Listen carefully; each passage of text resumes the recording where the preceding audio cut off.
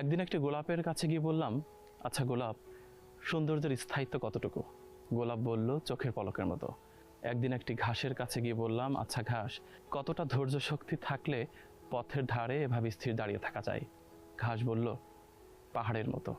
একদিন একটি পাথরের কাছে গিয়ে বললাম, আচ্ছা পাথর, শুনেছি তোমরাও নাকি কখনো কখনো মানুষের মতো কথা বলো।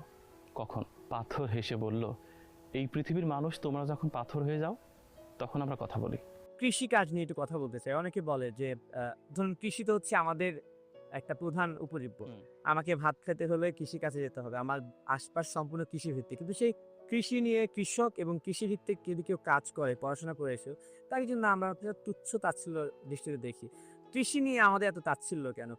কৃষক বা কৃষি নিয়ে যারা কাজ করে তাদেরকে কেন আমরা ছোট করে দিই? মানে আমার কেন যেন মনে হয় আমরা আসলে একটা অদৃশ্য ইচ্ছা শক্তির পিছনে ছুটছি, আচ্ছা। এবং সবাই, এবং এর পেছনে